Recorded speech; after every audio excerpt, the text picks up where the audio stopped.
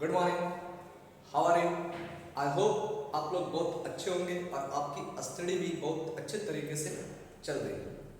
Previous lecture में हम लोग केमिकल रिएक्शन के बारे में डिस्कस कर रहे थे, जिसमें हम लोगों ने कॉम्बिनेशन रिएक्शन और डीकंपोजिशन रिएक्शन के बारे में डिस्कस किया था। हम लोग ये भी जान चुके हैं कि decomposition reaction is the just reverse process of combination reaction. कैसे होता है, इसको एक्सप्लेन हम किस तरह से करेंगे, इन सब के बारे में हम लोग प्रीवियस लेक्चर में डिस्कस कर चुके हैं। अब हम लोग बहुत ही मोस्ट इंपॉर्टेंट टॉपिक के बारे में डिस्कस करेंगे, और वो मोस्ट इंपॉर्टेंट टॉपिक क्या है इसके बाद, displacement reaction.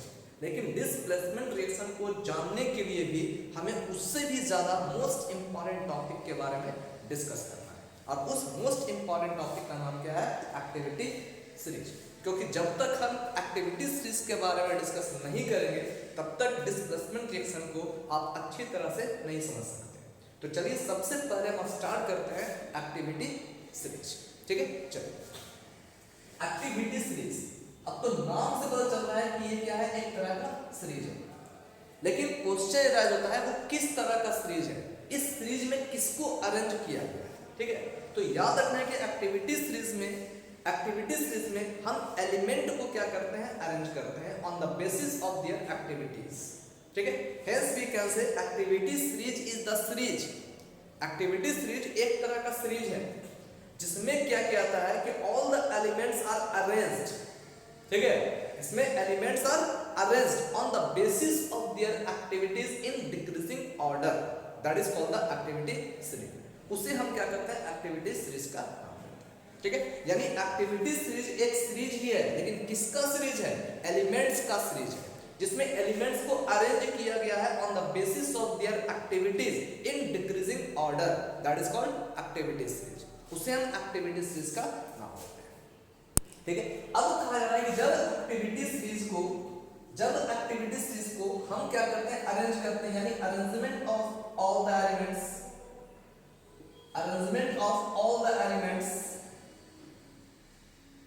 all the elements on the basis of their activities,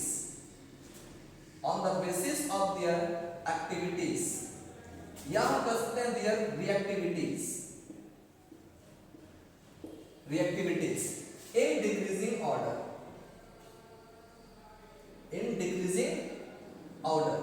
that is called the activities।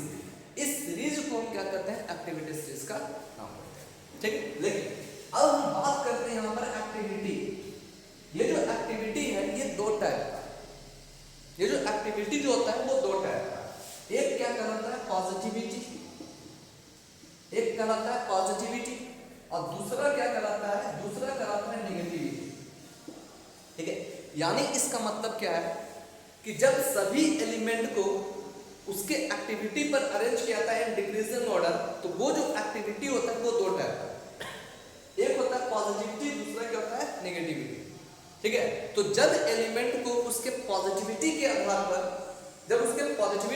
पर अरेंज किया जाता है तो उसे क्या करता है, इलेक्ट्रोपॉजिटिव सीरीज का नाम देते हैं। ठीक है, अब जब एलिमेंट को उसके नेगेटिविटी के आधार पर अरेंज किया जाता है तो उसे हम क्या करते हैं, इलेक्ट्रोनेगेटिव सीरीज करते हैं। ठीक है, यानी इसका मतलब क्या है, when elements are arranged on the basis of their positivity, उसके पॉजिटिविटी के आधार पर जब हम अरेंज करेंगे then it's said to be electropositive series। तो इसे हम इलेक्ट्रोपॉजिटिव सीरीज का नाम देते हैं। ठीक है, और जब करेंगे when the elements are arranged on the basis of their negativity, that is called electronegative series। इसे हम इलेक्ट्रोनेगेटिव सीरीज का। ठीक है, यानी इतना तो आप समझ चुके होंगे कि इलेक्ट्रोपॉजिटिव सीरीज किसे कह रहे हैं और इलेक्ट्रोनेगेटिव सीरीज किसे कह रहे हैं। ठीक है, अब एक चीज और बताइए, जब कहा जा रहा है यहां पर कि on the basis of their positivity,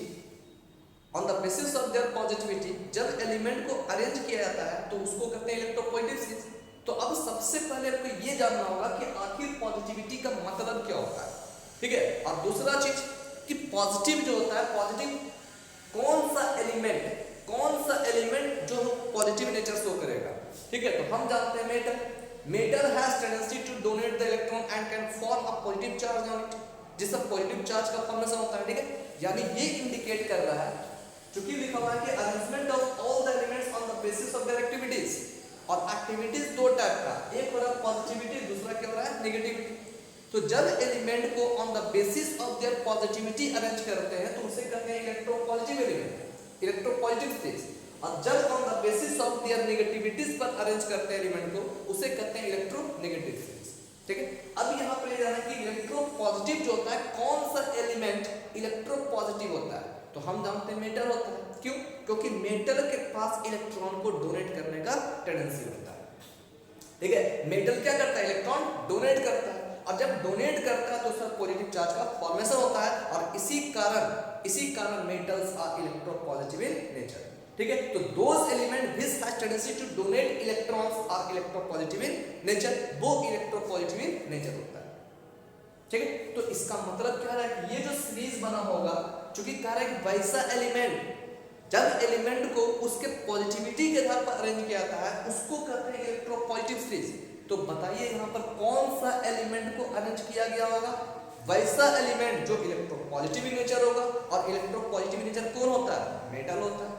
यानी इसका मतलब क्या है कि इलेक्ट्रोपॉजिटिव सीरीज का मतलब क्या है कि in case of electropositive series all the metals are arranged on the basis of their positivity या on the basis of their activities.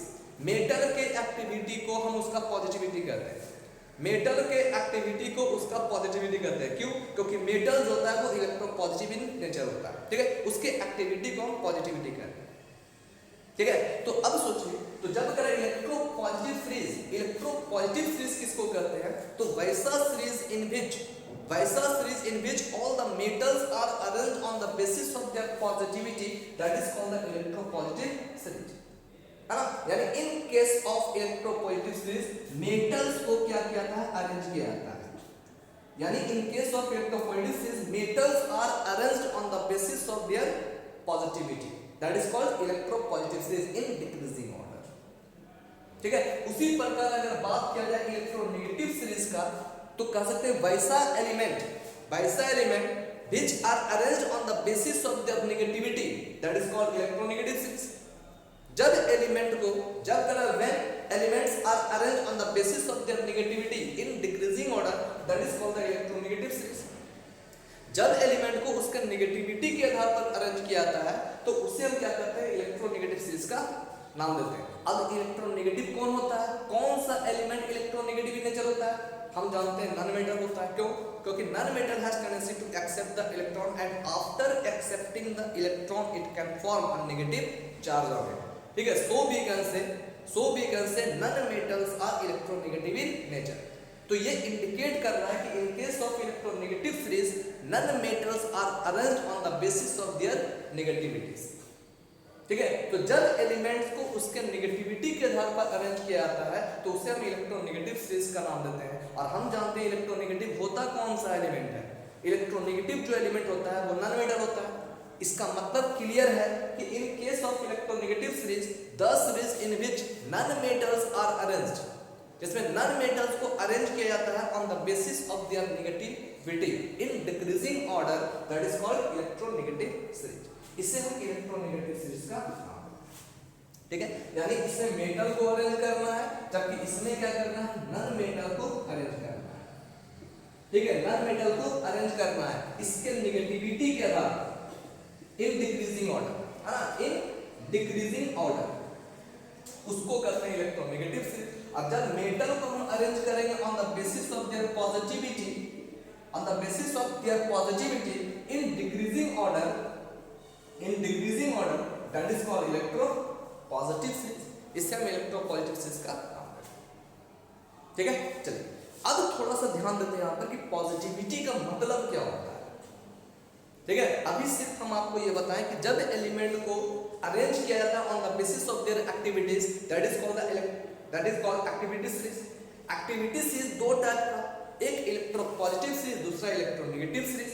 तो जब एलिमेंट को उसके पॉजिटिविटी के आधार पर अरेंज किया जाता है तो उसको कहते हैं इलेक्ट्रोपॉजिटिव सीरीज। जब एलिमेंट को उसके नेगेटिविटी के आधार पर अरेंज किया जाता है उसको कहते हैं इलेक्ट्रोनेगेटिव सीरीज। इलेक्ट्रोपॉजिटिव कौन होता है? तो मेटल होता है। इसलिए जब मेटल को अरेंज किया जाता है on the basis of their positivity, that is called electropositive series in decreasing order, उसी प्रकार इलेक्ट्रोनेगेटिव सीरीज के केस में जब नन मेटल को अरेंज किया जाता है on the basis of their negativities, on the basis of their negativities in decreasing order, that is called electronegative series.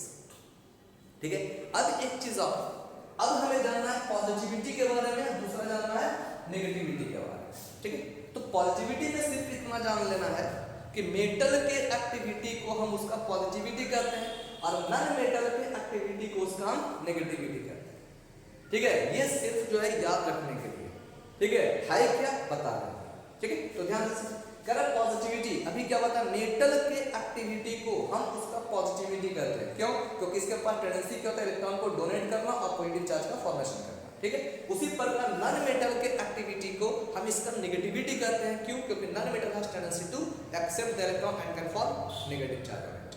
ठीक है ना, तो नॉन मेटल के एक्टिविटी को नेगेटिविटी और मेटल के एक्टिविटी को पॉजिटिविटी। ठीक, अब यहां देखिए पॉजिटिविटी कहते हैं किसको, पॉजिटिविटी। ये तो हम समझ गए, पॉजिटिव का मतलब इलेक्ट्रॉन को बाहर निकालना। ठीक है, इलेक्ट्रॉन को डोनेट करना उसको कहते हैं, है ना। जब इलेक्ट्रॉन डोनेट करेगा तो पॉजिटिव चार्ज का फॉर्मेशन होगा। तो ध्यान देना, पॉजिटिविटी का मतलब मेटल पॉजिटिविटी शो करता है। इसका मतलब क्या हुआ कि जो मेटल जितना जल्दी अपने इलेक्ट्रॉन को बाहर निकालता है, ठीक है, कह रहा है जो मेटल जितना जल्दी अपने इलेक्ट्रॉन को बाहर निकालेगा और बाहर निकालने के बाद it can complete their octet very easily. ठीक है, जब कह रहा है यहां पर कि जब मेटल, क्योंकि metal has tendency to donate the electron और after donating one or more electron it can complete their octet, वो अपने ऑक्टेट को कंप्लीट करता है, एक स्टेबल स्ट्रक्चर का फॉर्मेशन करता है। तो जो मेटल जितना जल्दी अपने इलेक्ट्रॉन को डोनेट करके अपने ऑक्टेट को कंप्लीट कर लेता है, अपने स्टेबल स्ट्रक्चर को गेन कर लेता है, उसे उसका हम पॉजिटिविटी कहते हैं।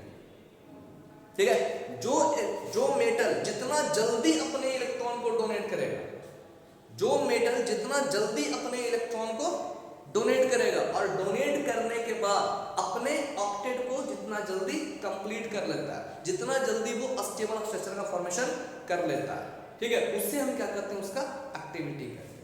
ठीक है, उसे उसका पॉजिटिविटी कहते हैं। ठीक है, मतलब क्या होगा, जो जितना जल्दी अपने ऑक्टेट को कंप्लीट करेगा after donating the electron, it's said to be more electropositive element. ठीक है, यानी इसका मतलब हो गया कि वो एलिमेंट जो जितना जल्दी अपने इलेक्ट्रॉन को डोनेट करके अपने ऑक्टेट को कंप्लीट कर लेता है, वो उतना ज्यादा इलेक्ट्रोपॉजिटिव नेचर होता है, वो उतना ज्यादा रिएक्टिव होता है। ठीक है, वो उतना ज्यादा रिएक्टिव होता है। इसका एग्जांपल देंगे। उसी प्रकार अगर नेगेटिविटी की बात किया जाए तो नेगेटिविटी की बात किया जाए तो यहाँ पर नेगेटिव एलिमेंट कौन होता है, नॉन मेटल। और नॉन मेटल का टेंडेंसी क्या होता है, इलेक्ट्रॉन को एक्सेप्ट करना। सेम केस जब करें कि वैसा एलिमेंट जो जितना जल्दी अपने इलेक्ट्रॉन को एक्सेप्ट करके अपने ऑक्टेट को कंप्लीट कर ले, एक स्टेबल स्ट्रक्चर का फॉर्मेशन कर ले, ठीक है, उससे हम क्या करते हैं, उसका एक्टिविटी करते हैं।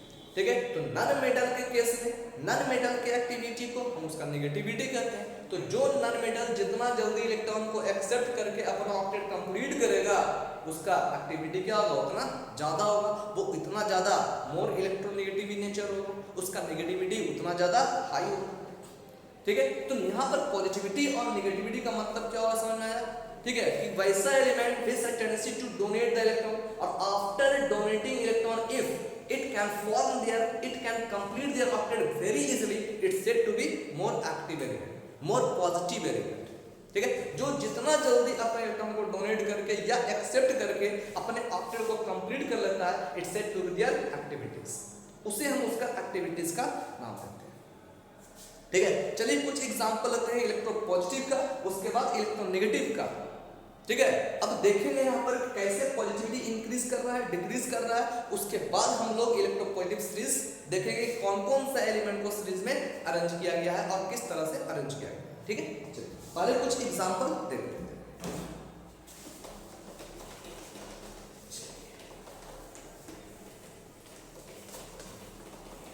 पहले हम बात करते हैं इलेक्ट्रोपॉजिटिव सीरीज का, पहले हम बात करते हैं इलेक्ट्रोपॉजिटिविटी का। ठीक है, ध्यान दीजिए, हम यहां पर एग्जांपल ले रहे हैं क्या, सोडियम। ठीक है, सोडियम के बाद क्या है, पोटासियम। हम यहाँ बात कर रहे हैं सोडियम और पोटासियम, ठीक है। इसका इलेक्ट्रॉनिक कॉन्फ़िगरेशन 281, इसका इलेक्ट्रॉनिक कॉन्फ़िगरेशन 2881, ये आपको पता होगा, ठीक है। और नहीं तो मैंने प्रीवियस लेक्चर में इलेक्ट्रॉनिक कॉन्फ़िगरेशन से रिलेटेड वीडियो भी अपलोड किया है, आप उसको देख सकते हैं, ठीक है। तो कह रहा है सोडियम का इलेक्ट्रॉनिक कॉन्फ़िगरेशन 281, पोटासियम का इलेक्ट्रॉनिक कॉन्फ़िगरेशन 2881, ठीक है। यानी ये इंडिकेट कर रहा है ये फोर्थ ऑर्बिट का एलिमेंट है, ठीक है, फोर्थ ऑर्बिट का एलिमेंट है। ये क्या आपका थर्ड ऑर्बिट का एलिमेंट है, थर्ड ऑर्बिट का एलिमेंट है, ठीक है। इसका वैलेंस इलेक्ट्रॉन कितना है 1 है, इसमें भी वैलेंस इलेक्ट्रॉन कितना है 1 है। वैलेंस इलेक्ट्रॉन जब 1 है तो ये इंडिकेट कर रहा है कि इसका ग्रुप क्या होगा, फर्स्ट होगा, इसका ग्रुप क्या होगा, इसका भी फर्स्ट होगा, ठीक है।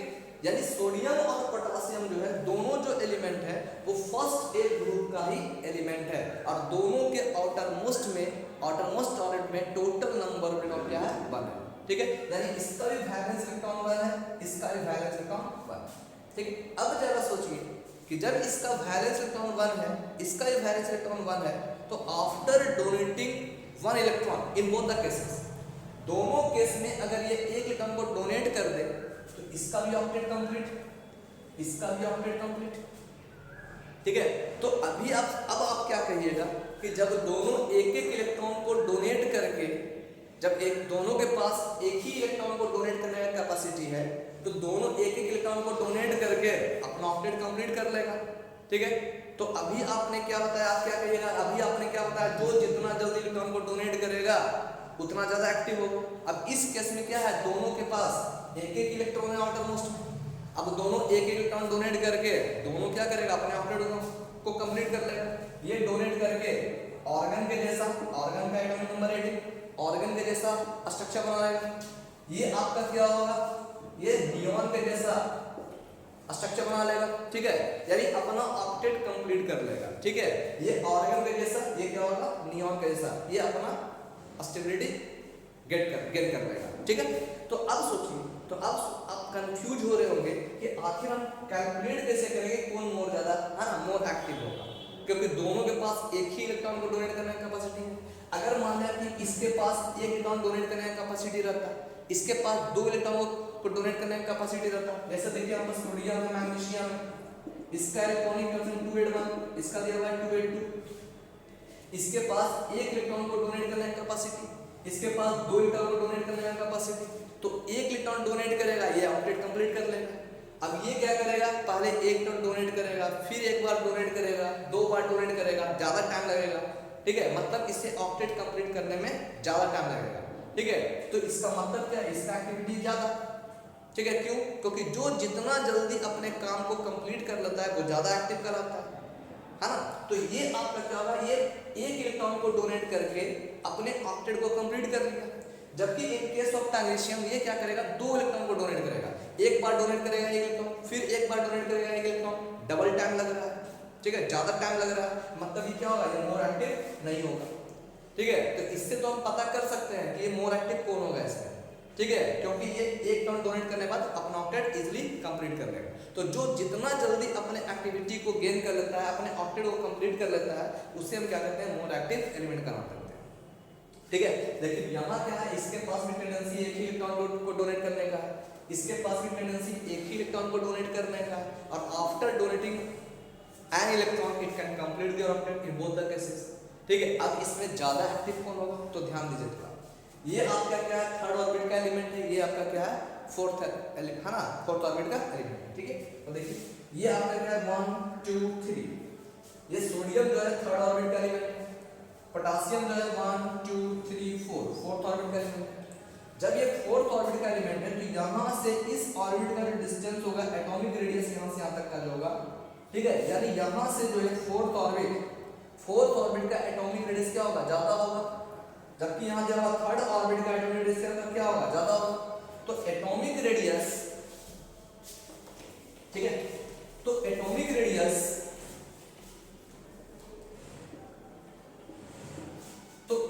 रेडियस ऑफ सोडियम जो होगा, एटॉमिक रेडियस ऑफ सोडियम जो होगा वो क्या होगा, छोटा होगा, स्मॉल होगा, as compare to the atomic radius of potassium, ठीक है। और हम जानते हैं यहाँ पर कि रेडियस जो होता है वो inversely proportional to the electrostatic force of attraction. ठीक है, अब ध्यान दीजिए यहाँ पर क्या कह रहे हैं, इसका मतलब क्या है। अगर कह रहा है कि यहाँ पर एटॉमिक रेडियस यहाँ पर छोटा है, स्मॉल है सोडियम का, लेकिन इसका एटॉमिक रेडियस क्या है, पोटेशियम का ज्यादा है। क्यों? क्योंकि ये फोर्थ ऑर्बिट का एलिमेंट है, ये क्या आपका थर्ड ऑर्बिट का एलिमेंट है। ठीक है, तो यहाँ देखिए यहाँ से यहाँ तक का डिस्टेंस क्या है, बहुत ही कम। यहाँ से यहाँ तक का डिस्टेंस क्या है, ज्यादा है। इसका रेडियस ज्यादा है, इसका रेडियस क्या है, कम है। वो तो पता चल रहा है, डायग्राम से पता चल रहा है ना, कि इसका रेडियस क्या होगा, छोटा होगा, इसका रेडियस क्या होगा, बड़ा होगा। ठीक, अब जब रेडियस बड़ा होगा, तो हम जानते हैं यहाँ पर, हम जानते हैं कि F जो होता है वो inversely proportional to r square. ठीक है, इलेक्ट्रोस्टैटिक फोर्स ऑफ रिडक्शन जो होता है वो इनवर्सली प्रोपोर्शनल टू क्या होता है, डिस्टेंस होता है। तो यानी जितना ज्यादा डिस्टेंस होगा फोर्स उतना कम लगेगा। ठीक है, अगर कोई मैग्नेट लेते हैं, अगर मैग्नेट के जस्ट बगल में अगर हम मान लें कोई मैग्नेट है ना, कोई मान लें कि आयरन का कोई आर्टिकल रख देते हैं, तो क्या करेगा, उसको अट्रैक्ट कर लेगा। लेकिन अगर इसी आयरन आर्टिकल को मैग्नेट से ज्यादा दूर पर रखेंगे तो हो सकता है वो अट्रैक्ट भी नहीं कर पाए। इसका मतलब क्या हो गया कि जैसे जैसे डिस्टेंस बढ़ेगा, अट्रैक्शन फोर्स क्या होगा, घट जाएगा। और जैसे जैसे अगर माना कि डिस्टेंस कम होगा, अट्रैक्शन क्या हो जाएगा, बढ़ जाएगा। यानी इसका मतलब क्या है कि इसमें जो होगा, इसमें इलेक्ट्रॉन ठीक है, यहाँ दिया हुआ है, इसके बीच का जो डिस्टेंस क्या है, कम है। अब डिस्टेंस कम होगा तो अट्रैक्शन क्या होगा, ज्यादा होगा। ठीक है, अट्रैक्शन क्या होगा, ज्यादा होगा। तो यानी इसका मतलब क्या है कि यहाँ पर इलेक्ट्रॉन और ये जो न्यूक्लियस, इलेक्ट्रॉन और न्यूक्लियस के बीच का अट्रैक्शन क्या हो जाएगा, बढ़ जाएगा। लेकिन यहाँ पर इलेक्ट्रॉन और न्यूक्लियस के बीच का अट्रैक्शन क्या हो जाएगा, घट जाएगा। पॉजिटिव और negative charge, nucleus positive, electron negative, तो इन दोनों के बीच का जो अट्रैक्शन होगा वो क्या हो जाएगा, घट जाएगा। जबकि इन दोनों के बीच का अट्रैक्शन क्या हो जाएगा, बढ़ जाएगा। और जब अट्रैक्शन बढ़ जाएगा तो इसको तोड़ने में कुछ ज्यादा एनर्जी लगेगा। ठीक है, यानी इसमें वो क्या करना पड़ेगा, इसका अट्रैक्शन ज्यादा लग रहा है, डिस्टेंस कम, फोर्स ज्यादा फोर्स लग रहा है। डिस्टेंस यहाँ पर ज्यादा, फोर्स कम। तो इसको तोड़ने में कम एनर्जी देना पड़ेगा, इसको तोड़ने में ज्यादा एनर्जी देना पड़ेगा। तो जो जितना जल्दी टूटेगा उतना जल्दी क्या होगा, अपना ऑक्टेट कंप्लीट करेगा। जितना जल्दी यहाँ से इलेक्ट्रॉन बाहर निकलेगा, जितना जल्दी ये टूटेगा, टूटने के बाद इलेक्ट्रॉन बाहर निकलेगा, और जितना जल्दी इलेक्ट्रॉन बाहर निकलेगा उतना जल्दी ऑक्टेट कंप्लीट कर लेगा। अब ये टूटेगा ही नहीं जल्दी, जब ये इलेक्ट्रॉन बाहर निकलेगा ही नहीं तो ऑक्टेट कंप्लीट कैसे करेगा, समझ रहे हैं। यानी इसका मतलब क्या है कि यहाँ पर रेडियस क्या है, यहाँ पर रेडियस ज्यादा है। ठीक है, फोर्स कम लग रहा है, इसका एटॉमिक रेडियस ज्यादा है, इसका एटॉमिक रेडियस कम है। ठीक है, और इसके कारण जो है, यानी इसमें नंबर ऑफ ऑर्बिट ज्यादा है, नंबर ऑफ ऑर्बिट ज्यादा, रेडियस ज्यादा, नंबर ऑफ ऑर्बिट कम, रेडियस कम। ठीक है, तो इसका मतलब जितना ज्यादा नंबर ऑफ ऑर्बिट होगा उतना उसका रेडियस उतना ज्यादा होगा। ठीक है, फोर्स उतना कम लगेगा। तो इसमें फोर्स बहुत कम लगेगा, नहीं के बराबर, फोर्स कम, इसको तोड़ना बहुत ईजी। यानी इसको हम तोड़ करके क्या करते हैं, इसका इलेक्ट्रॉन बाहर निकाल सकते हैं और इसका एक्टिविटी है ना, इसको बाहर निकाल सकते हैं और इसका जो ऑर्बिट जो होगा वो इजीली कंप्लीट होगा। यानी इसका जो स्टेबिलिटी जो है हम इजीली गेन कर लेंगे। ठीक है, इसका स्टेबिलिटी क्या होगा, इजीली गेन कर लेंगे। लेकिन इसमें क्या होगा, इसका ऑक्टेट जो हम कंप्लीट नहीं कर पाएंगे। ठीक है, इसमें ऑक्टेट कंप्लीट नहीं कर पाएंगे। ठीक है, कोई दिक्कत इसमें ऐसा। तो अब सोचिए कि जितना ज्यादा यहाँ पर जितना ज्यादा डिस्टेंस होगा फोर्स उतना कम लगेगा, और फोर्स जितना कम लगेगा उतना जल्दी इलेक्ट्रॉन क्या होगा, बाहर निकलेगा, उतना जल्दी क्या होगा, ऑक्टेट कंप्लीट कर लेगा। ठीक है, यानी हम कह सकते हैं यहाँ पर कि इलेक्ट्रॉन इसमें सबसे पहले निकलेगा, इलेक्ट्रॉन पहले निकलेगा, ऑक्टेट जल्दी कंप्लीट होगा। यानी हम कह सकते हैं कि इसका एक्टिविटी ज्यादा होगा। ठीक है, क्यों? क्योंकि हम आपको बताएं कि जितना जल्दी इलेक्ट्रॉन बाहर निकलेगा उतना जल्दी अपने एक्टिविटी को गेन करेगा, और जितना जल्दी एक्टिविटी गेन होगा, जितना जल्दी है ना, जितना जल्दी इलेक्ट्रॉन बाहर निकलेगा उतना जल्दी क्या करेगा, अपने स्टेबिलिटी को गेन कर लेगा, अपने ऑक्टेट को कंप्लीट कर लेगा, उतना ज्यादा एक्टिव होगा। ठीक है, इसी कारण यहाँ पोटेशियम क्या होगा, मोर एक्टिव देन सोडियम। ठीक है, लेकिन अब इन case of non metal case में देखिए, ये तो मेटल केस में आपको पता है, अब नॉन मेटल केस में देखिए। अगर हम बात करते हैं फ्लोरीन की और बात करते हैं क्लोरीन की, इसका एटॉमिक नंबर, इसका जो एटॉमिक नंबर 9, इसका होता है 7, इलेक्ट्रॉनिक कंफर्मेशन 27287। ठीक है, 27 और 287। ठीक है, अब सोचिए इसके पास कैपेसिटी क्या है, एक इलेक्ट्रॉन को एक्सेप्ट करना, इसके पास कैपेसिटी क्या है, एक इलेक्ट्रॉन को एक्सेप्ट करना। जब ये एक इलेक्ट्रॉन को एक्सेप्ट करेगा अपना ऑक्टेट कंप्लीट कर लेगा, जस्ट लाइक नियॉन। उसी प्रकार एक इलेक्ट्रॉन को एक्सेप्ट करके क्लोरीन भी क्या होगा, आर्गन के जैसा स्ट्रक्चर बना देगा, अपना ऑक्टेट कंप्लीट कर लेगा। ठीक है, यानी दोनों में क्या है, एक एक इलेक्ट्रॉन को एक्सेप्ट करना। ठीक है, एक एक इलेक्ट्रॉन को एक्सेप्ट करके क्या करेगा, ये अपना ऑक्टेट कंप्लीट कर लेगा। ठीक है, लेकिन अब क्वेश्चन फिर राइज हो रहा है कि ज्यादा एक्टिव कौन। ठीक है, तो यहाँ पर क्या कर रहा है, अट्रैक्शन। क्योंकि हम जानते हैं कि नेगेटिव एलिमेंट क्या करता है, नॉन मेटल क्या करता है, इलेक्ट्रॉन को एक्सेप्ट करने की टेंडेंसी रखता है। तो जो जितना जल्दी इलेक्ट्रॉन को एक्सेप्ट करके अपने ऑक्टेट को कंप्लीट कर लेगा, उसका नेगेटिविटी उतना ज्यादा होगा। यानी जिसके पास अट्रैक्शन कैपेसिटी जितना ज्यादा होगा, जिसके पास अट्रैक्शन कैपेसिटी जितना ज्यादा होगा, वो उतना ज्यादा एक्टिव होगा। ठीक है, अब देखिए क्योंकि यहाँ कह रहे हैं 27 फ्लोरीन का इलेक्ट्रॉनिक कॉन्फ़िगरेशन, ये इंडिकेट कर रहा है कि it is the element of second orbit. Second orbit ये आपका क्या है, थर्ड ऑर्बिट। थर्ड ऑर्बिट ये आपका क्या है, 7a ग्रुप, मतलब 17th ग्रुप का एलिमेंट है। ये भी क्या है आपका 17th ग्रुप या 7a ग्रुप का एलिमेंट है, यानी दोनों सेम ग्रुप का एलिमेंट है। लेकिन बस डिफरेंस क्या है, ये सेकंड ऑर्बिट का, ये थर्ड ऑर्बिट का। ठीक है, अब देखिए जब ये सेकंड ऑर्बिट का है तो इसका रेडियस क्या होगा, कम होगा। इसमें देखिए थर्ड ऑर्बिट का, इसका रेडियस क्या होगा, ज्यादा होगा। रेडियस ज्यादा, फोर्स कम, force inversely proportional to R. ठीक है, यहाँ भी फोर्स इनवर्सली प्रोपोर्शनल टू। ठीक है, यानी आर यहाँ पर कम, फोर्स ज्यादा, यानी यहाँ पर अट्रैक्शन फोर्स क्या होगा, ज्यादा लगेगा, यहाँ फोर्स क्या होगा, कम लगेगा। ठीक है, यानी in case of attraction force होता है F जो है, F attraction force in case of fluorine, fluorine क्या होगा, बहुत ही ज्यादा होगा as compare to attraction force. ठीक है, ऑफ क्लोरीन। ठीक है, यानी यहाँ जो फोर्स लग रहा है क्लोरीन, क्लोरीन पर जो फोर्स लग रहा होगा, क्लोरीन एटम के आउटरमोस्ट इलेक्ट्रॉन पर जो फोर्स लग रहा होगा वो ज्यादा लग, हाँ वो क्या होगा, कम लग रहा होगा, इसमें क्या होगा, ज्यादा लग रहा होगा। ठीक है, यानी क्या है, डिस्टेंस ज्यादा, डिस्टेंस ज्यादा फोर्स का, डिस्टेंस ज्यादा है फोर्स कम लग रहा होगा, डिस्टेंस कम है फोर्स ज्यादा लग रहा होगा, यानी यहाँ पर फोर्स क्या है, ज्यादा लग रहा होगा। यानी इसका मतलब है कि फ्लोरीन एटम के केस में, फ्लोरीन एटम के केस में इलेक्ट्रॉन पर जो फोर्स लग रहा होगा वो ज्यादा लग रहा होगा। ठीक है, यानी जितना जल्दी इलेक्ट्रॉन को ये अपनी ओर खींचेगा, ठीक है, उतना ज्यादा क्या होगा, उतना जल्दी ऑक्टेट कंप्लीट करेगा। तो मतलब अब इलेक्ट्रॉन को जल्दी खींचेगा कौन, अट्रैक्ट करेगा कौन, जिसके पास फोर्स ज्यादा होगा। तो इसके पास क्या है, अट्रैक्शन फोर्स ज्यादा है, डिस्टेंस कम है, अट्रैक्शन फोर्स ज्यादा है। ये क्या करेगा, इलेक्ट्रॉन को तुरंत जस्ट क्या करेगा, इलेक्ट्रॉन को एक्सेप्ट कर लेगा, अट्रैक्ट कर लेगा अपने। ठीक है, यानी इसका मतलब क्या है कि इसके पास अट्रैक्टिंग कैपेसिटी ज्यादा होगा एज कंपेयर टू क्लोरीन। और इसी कारण कह सकते हैं आप कि फ्लोरीन का इलेक्ट्रोनेगेटिविटी जो होता है वो ज्यादा होता है एज कंपेयर टू फ्लोरीन। यानी हम कहते हैं इसका नेगेटिविटी क्या होगा, ज्यादा होगा एज कंपेयर टू फ्लोरीन। ठीक है, अब ये आप समझ चुके होंगे कि आखिर जो है इलेक्ट्रोनेगेटिविटी का मतलब क्या हो रहा है, इलेक्ट्रोपॉजिटिविटी का मतलब क्या हो रहा है, पॉजिटिविटी किसको कर रहे हैं, नेगेटिविटी किसको करते हैं। हाँ, ये आप समझ चुके होंगे।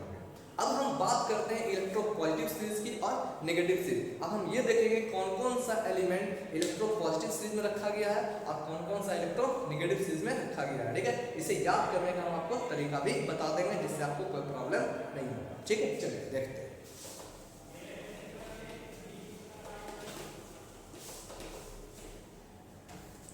अब क्या है, इलेक्ट्रोपॉजिटिव सीरीज और हमें जानना है इलेक्ट्रोनेगेटिव सीरीज,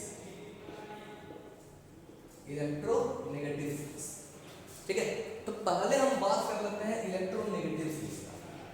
ठीक है, पहले हम बात कर लेते हैं इलेक्ट्रोनेगेटिव सीरीज का। अब तो आप समझ ही चुके होंगे इलेक्ट्रोनेगेटिव सीरीज किसको कहते हैं, वैसा series in which non metals are arranged on the basis of their negativities या on the basis of their activities in decreasing order, that is called electronegative series.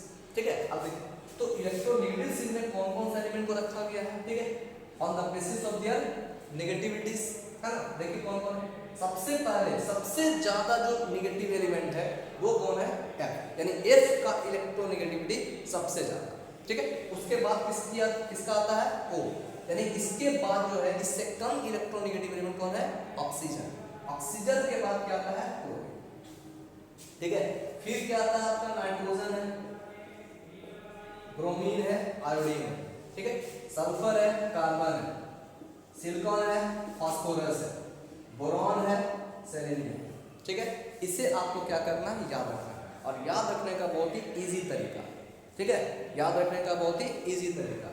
यहाँ देखो फ्लोरीन है, ऑक्सीजन, क्लोरीन, ठीक है, नाइट्रोजन है, bromine है, iodine है, ठीक है। इसे याद रखने का इजी तरीका देखिए, इन तीनों को हम क्या करते हैं, मिलाते हैं, ठीक है। तो क्या नाम बन गया यहाँ पर लिखेंगे फोकल, ठीक है, क्या नाम देंगे, फोकल, ठीक है। ये आपका क्या होगा, नंबरी, ठीक है, देखिए फोकल, नंबरी, और ये क्या होगा, सक, सिप और बसे, सक, सिप, बसे, ठीक है। यानी इस तरह से हम इसको याद कर सकते हैं, इलेक्ट्रोनेगेटिव से इसको हम याद कर सकते हैं, कैसे, फोकल, नंबरी, सक, सिप, बसे, इस तरह से देखिए आपको याद हो जाएगा, ठीक है। सबसे ज्यादा एक्टिव कौन हो गया, इसमें सबसे ज्यादा नेगेटिव एलिमेंट कौन हो गया, तो फ्लोरीन, उसके बाद oxygen, chlorine, nitrogen, bromine, iodine, ठीक है। आपको क्या करना है, इस तरह से याद करना है, ठीक है। तो जनरली आपको क्या करना है, कुछ ही एलिमेंट है इसमें, ठीक है। अब वो भी याद रखने का तरीका बहुत ईजी, फोकल, नंबरी, सक, सिप, बसे, आपको याद भी हो गया होगा, ठीक है। अगर याद हो गया होगा तो प्लीज कमेंट बॉक्स में जरूर लिखिएगा यस, ठीक है, कि मुझे याद हो गया, ठीक है। चलो अब देखिए बात करते हैं इलेक्ट्रो पॉजिटिव स्पेस का, ठीक है। चलिए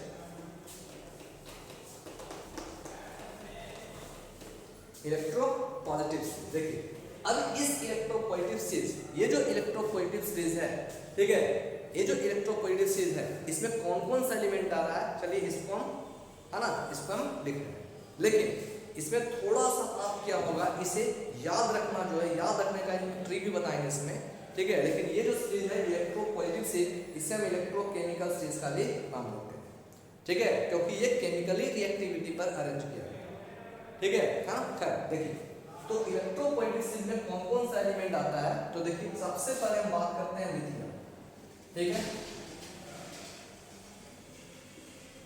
हम सबसे पहले कह रहे हैं यहाँ पर ये केमिकली रिएक्टिविटी स्टेज है, आपको कौन कौन सा एलिमेंट याद रखना है, हम आपको यहाँ पर बता देंगे कि वो सब एलिमेंट को ये अभी आपको याद रखना है। 10th क्लास तक में आपको क्या करना है, जो एलिमेंट अभी हम इनसर्किल कर देंगे उसी को याद रखना है, ठीक है, इसलिए कंफ्यूज नहीं होना है। ये आपका जो इलेक्ट्रोपॉजिटिव स्टेज है वो इलेक्ट्रोकेमिकल स्पेस पर बेस्ड है, ठीक है ना। उसके बारे में हम नेक्स्ट चैप्टर में, नेक्स्ट लेक्चर में आपको बताएंगे, ठीक है।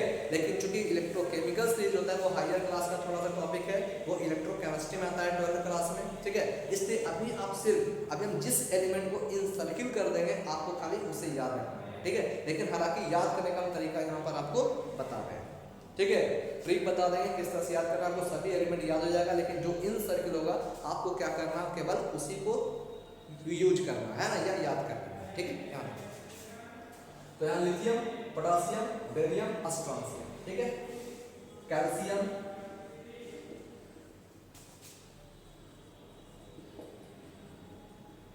ठीक है,